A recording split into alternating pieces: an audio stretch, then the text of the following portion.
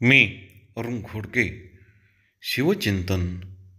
छत्रपती संभाजी महाराजांच्या हत्येनंतर नोव्हेंबर 1689 पासून मराठी मुलूक मकरफखानी आक्रमणाने पार होरपळून काढला होता.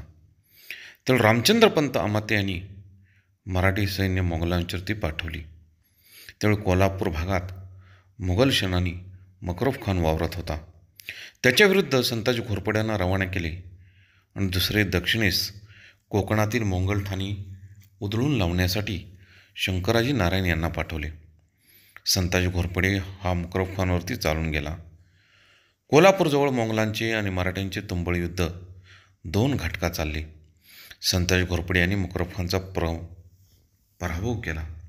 नंतर त्याचे हत्ती घोडे पुष्कळ द्रव्य हरण केले. याच वेळी मराठी सरदार शंकराजी नारायण सचिव यांनी दक्षिण कोकणात घुसलेल्या मोंगलांना हाकलून लावले. मोंगली ठाणे संगमेश्वरी होते. त्यास सर्जाखान साताऱ्यास वेढा घालून बसला होता. त्यालाही मारून काढले. पंत सचिव जमावणीशी स्वार होऊन साताऱ्याला सर्जाखानावरती चालून गेले.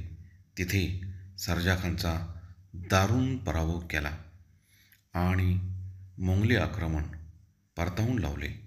बहुत काय बोलणे. राम कृष्ण हरी.